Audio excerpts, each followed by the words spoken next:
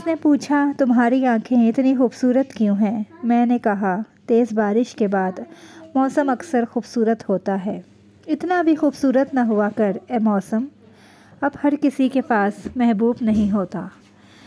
इतने खूबसूरत मौसम में किस किस का दिल चाहता है शायरी करने का? मेरा तो बहुत चाहता है। कमेंट बॉक्स में ज़रूर बताएंगा। और मेरे इतना खूबसूरत मौसम हो तो मेरे तो दिल से बाहर बस निकल रही होती है, इतना कोई दिल चाह रहा होता है शायरी करने का। और आज माशाल्लाह से इस्लामाबाद में इतना कोई हसीन खूबसूरत मौसम था। नॉन स्टॉप इतनी तेज़ बारिश हो रही थी दोपहर के टाइम, और ये 10वें रोज़े का दिन है।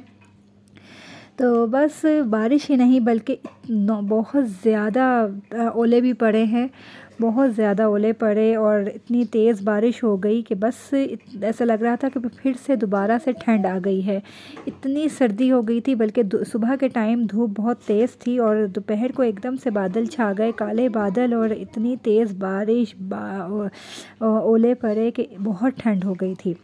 इतना सुहाना मौसम था। तो बस फिर मैंने सोचा क्यों ना अपनी कुछ दोस्तें हैं उनके यहाँ मोहल्ले में अफ्तारी बांट दी जाए, और बहुत दिनों से मैं प्लान बना रही थी। मेरी अम्मी जो है वो भी ऐसे ही करती थी। मैं अपनी अम्मी को भी शुरू से यही देखा है कि रोज़े आते थे तो वो अपनी दोस्तों को मोहल्ले में अफ्तारी बना के बांटा करती थी। तो वही जो है चीज़ हमारे में भी आई है। हम भी उस चीज़ को लेके आगे चले हैं कि इस तरह करना चाहिए। आप लोग भी ज़रूर बताएंगा कि आप लोग के यहाँ भी मोहल्ले में, रिश्तेदारों में, आगे पीछे दोस्तों में अफ्तारी बांटी जाती है और किस तरीके से बांटते हैं, क्या आप लोगों का तरीका है, ज़रूर शेयर करेंगे अपना भी तरीका। तो बस 2-4 मेरी दोस्तें हैं और कुछ जानने वाले हैं जिनके यहाँ मैंने अफ्तारी बांटी थी। तो बस आज फिर पूरा दिन मेरा उसी में लगा रहा, और अभी आगे जाके मैं आप लोगों को दिखाऊंगी कि मैं अफ्तारी में फिर उन लोगों के लिए मैंने क्या क्या बनाया और क्या क्या एहतमाम किया। यहाँ पर ये पूरी टेबल है जो कि मेरी सामान से और खाने पीने के और बर्तन से सब भरी भरी है। कुछ सामान, कुछ चीज़ें जो हैं वो डिस्ट्रीब्यूट करने वाली हैं और कुछ चीज़ें जो हैं वो अपनी खुद की खाने वाली हैं। और बहुत से पकोड़े चीज़ें बना लिए थे और कुछ पकोड़े वगैरह फ्राई हो रहे थे कढ़ाई में। चूल्हा मेरा बहुत गंदा हुआ है क्योंकि मैं 4 बजे से नॉन स्टॉप तल रही थी चीज़ों को। यहाँ पे दही बल्ले मैंने बनाए थे जिसके ऊपर इमली की चटनी, चाट मसाला वगैरह डाल के मैंने डेकोरेट कर दिया था।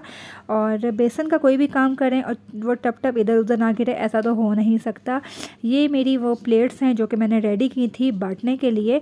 आलू के समोसे थे छोटे, और प्याज वाले पकोड़े थे, और प्याज वाले पकोड़ों में लंबे जो है आलू के चिप्स की तरह मैं आलू डालती हूँ। और ये अनियन रिंग्स है, साथ में आलू के स्लाइस वाले पकोड़े हैं, और बैंगन के पकोड़े थे, और ये हरी मिर्च है जिसके अंदर चिकन की और चीज़ की फिलिंग है, और ये है चिकन पोटैटो चीज़ रोल।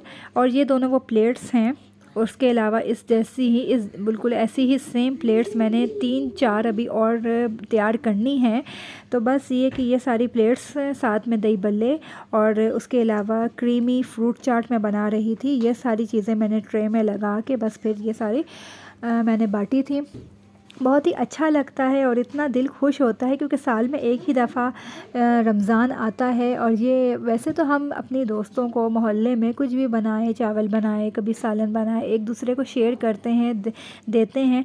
लेकिन ये कि रमज़ान में इस तरह देने का मज़ा ही और है, क्योंकि साल में एक दफ़ा रमज़ान आता है। इस तरह अफ्तारी जो है, इस तरह एहतमाम इफ्तारी का करके एक दूसरे के घर आप दे रहे हैं, साल में एक दफ़ा ही सब कुछ ऐसा होता है। यहाँ पर मैं बस सब सारी चीज़ें जो है फ्राई करके बैठ चुकी थी सुकून से, फ्रूट्स कट कर रही थी, और ये क्रीमी फ्रूट चाट मेरी रेडी हो गई थी जिसमें मैंने केला, सेब, खरबूजा, आड़ू और स्ट्रॉबेरी जो थी वो भी मैंने काट के रखी थी, वो आखिर में बिल्कुल ऐड की थी क्योंकि आपको पता है स्ट्रॉबेरी का कलर छूट जाता है।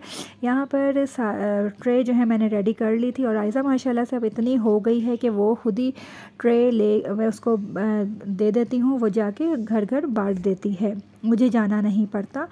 यहाँ पर मेरा आज का पूरा दिन मेरा बहुत बिज़ी गुज़रा। सारे काम मेरे बहुत अच्छे से, अल्लाह का शुक्र है, हो गए थे।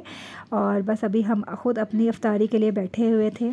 इसी के साथ अपना बहुत ख्याल रखेंगा, दुआओं में याद रखेंगा। अल्लाह हाफ़िज़।